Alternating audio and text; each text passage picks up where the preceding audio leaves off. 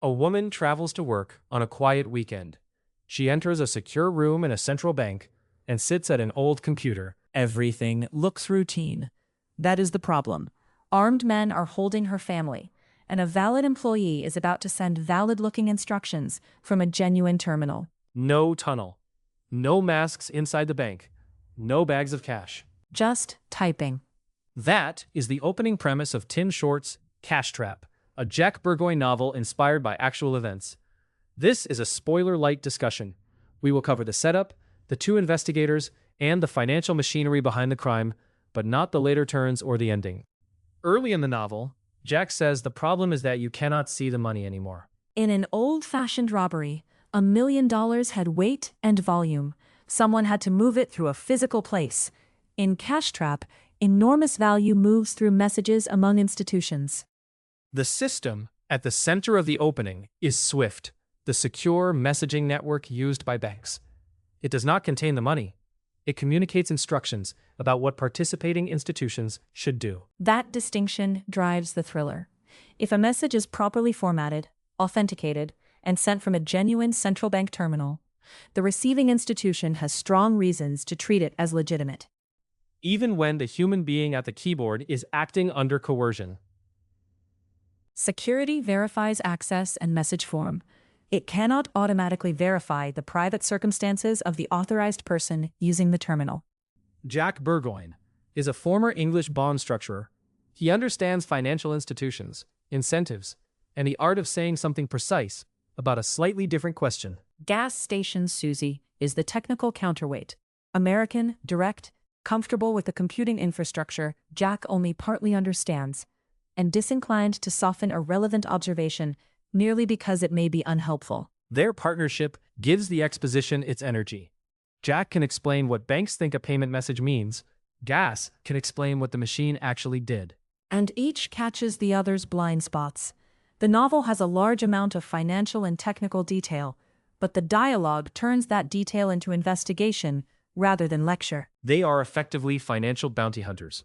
Public investigators may have smart, diligent people, but not necessarily a former investment banker and a specialist hacker, available on a recovery-based fee. They can also move with less political visibility than an official multinational investigation. Their apparent cover is almost comically thin. Two experienced foreigners wandering through Southeast Asia and looking as if they might simply be on holiday. One of the novel's clever ironies is that SWIFT was designed to reduce ambiguity. Payment messages use defined types and fields. The sender cannot simply write an improvised note and hope the recipient interprets it correctly. Standardization makes global finance faster and safer. But clarity about the instruction is not the same as truth about its origin. Exactly. The system may know which terminal sent a message, which institution owns the terminal, and what kind of transaction is requested. It does not know that someone is threatening an employee's family in another building. The attackers do not need to defeat every layer of security. They need to identify which layer the system is unable to represent. The opening investigation turns on an object so unglamorous that a less confident thriller might avoid it: an old printer. Transactions and incoming queries should produce records, but the printing process fails after a required formatting file is removed or altered. Staff initially treat the failure as an ordinary office problem. Printers fail, paper runs out. The language of the error is meaningful only to someone with the right technical background. And it is the weekend in Bangladesh, so the delay stretches. Meanwhile, overseas institutions are asking why unusual transfers are being made. Their messages are redirected toward the disabled printer.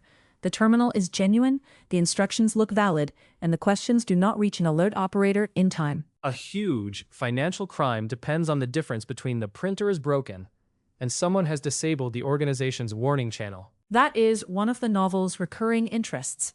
Sophisticated systems remain vulnerable at the point where technical events acquire human meaning. The heist exploits at least three things: trust, routine, and delay. Trust, because global banking depends on institutions accepting authenticated instructions from one another. Routine, because highly secure systems still require ordinary employees to perform repetitive tasks.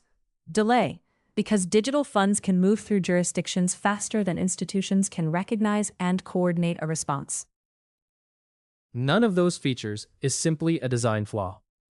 Trust and routine are necessary for the system to work. Which makes the crime more interesting than a story about a magical hacker pressing a key marked steal.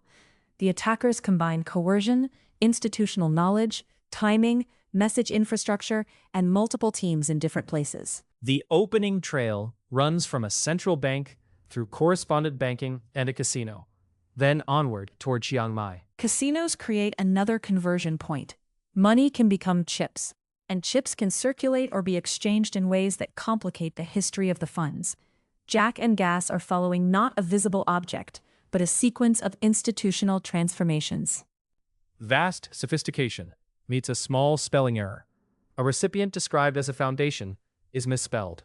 The mistake attracts a query from a German bank. It is funny, but it also fits the book's larger logic. Systems are not uniformly intelligent. A criminal operation may solve difficult technical and logistical problems while failing at something a spell checker could catch. Jack treats the inconsistency as evidence. Different cells may have different skills. The people capable of coercing an employee are not necessarily the people preparing every payment field. The error does not make the criminals foolish. It makes the organization uneven, which real organizations generally are. Cash Trap moves through a recognizable Southeast Asian world rather than a generic international thriller backdrop. Chiang Mai is rendered through hotels, food courts, temples, heat, and the practical details of moving around the city.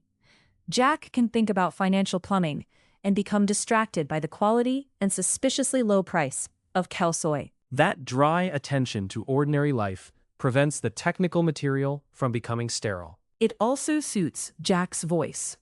He notices money, systems, language, and the small absurdities people build around all three.